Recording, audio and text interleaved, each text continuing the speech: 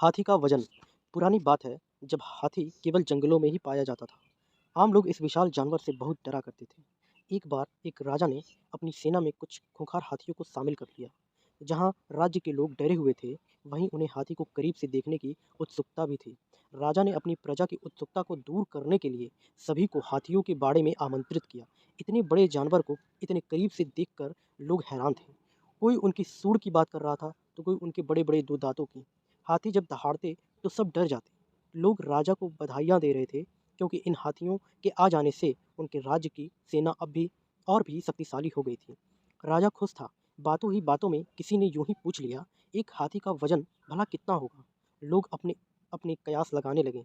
किसी ने कहा कि इसका सही वजन तो खुद राजा भी पता नहीं लगा सकते। यह बात राजा ने सुन ली। अब उन पर धुन सवार हो गया कि उन्हें इस हाथी का सही वजन पता करना है। मंत्रियों ने राजा को बड़ा समझाया कि इतना बड़ा तराजू नहीं बना है जो इतने विशाल जानवर का भार उठा सके। पर राजा नहीं माना।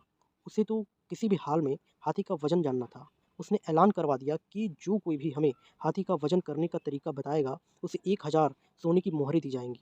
दूर दूर से लोग आए। किसी ने कहा कि हाथी के अंगों को नाप कर इसके वजन का पता लगा जा सकता है। तो किसी ने कहा कि एक हाथी के अंगों को काट कर उनका एक एक करके वजन कर लिया जाए। पर हाथी का सही वजन पता लगाने का तरीका कोई भी नहीं बता पाया। उसी नगर में एक छोटा बच्चा रहता था, जो बार बार कह रहा था कि वो ऐसा आसान तरीका बता सकता है जिससे हाथी का वजन किया जा सकता है। पर सभी ने उसे बच्चा समझकर उसकी बात पर गौर नहीं किया। कुछ लोग तो उस पर हंसने भी लगे कि जब इतने बड़े बड़े समझदार लोग इस पहेली का हल नहीं ढूंढ पाए, तो वो कैसे ढूंढ लेगा। पर उस बच्चे को अपने आप पर पूरा भरोसा था। वो किसी तरह राजा के दरबार में जा पहुंचा। लोगों ने वहां भी उसकी खिल्ली उड़ाई। बच्चा निडर था। उसने राजा से कहा, मैं आपको बता सकता हूँ कि हाथी को कैसे तोला जाए। एक बच्चे के मुंह से ऐसी बात सुनकर राजा भी हैरान थे। बच्चे ने फिर से विश्वास के साथ कहा, ऐसा संभव है, मैं ऐसा कर सकता हूँ। राजा ने पूछा, कैसे? बताओ, ऐसा कैसे संभव है?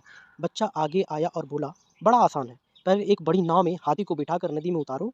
जहाँ तक नाव पानी में डूबती है, वहाँ निशान लगाओ। फिर हाथी को नाव से उतार कर नाव को बड़े पत्थरों से तब तक भरो जब तक कि नाव उस निशान तक डूब नहीं जाती।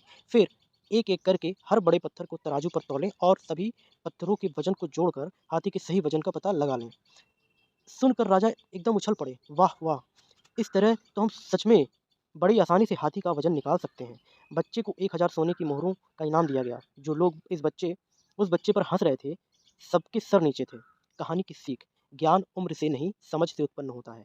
कहानी में बच्चों पर किसी को भी विश्वास नहीं था। सभी को लगता था कि जब इतने समझदार लोगों के पास कोई सही जवाब नहीं, तो यह बच्चा क्या बताएगा। इसलिए उस बच्चे का मजाक भी बनाया गया। लेकिन उस बच्चे का आत्मविश्वास और उसकी समझ ने उसे सफलता दिलाई।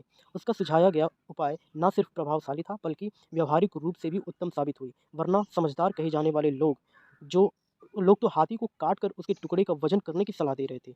इस कहानी की जो सबसे बड़ी सीख है, वो यही है कि ज्ञान उम्र से नहीं, समझ से उत्पन्न होता है। हमें उम्र या अनुभव के आधार पर किसी भी व्यक्ति को कम नहीं आंकना चाहिए, बल्कि हमें खुले मन से दूसरों से सीखने और उनसे सहयोग करने की भावना होनी चाहिए। हमें खुले मन से दूसरों से सीखने और उनसे सहयोग करने की आवश्यकता होती है, क्योंकि कई बार जिन्हें हम कम आंकते हैं, वो हमसे ज़्यादा जानते हो सकते हैं। इसलिए बच्चों की सलाह भी सुन लेनी चाहिए।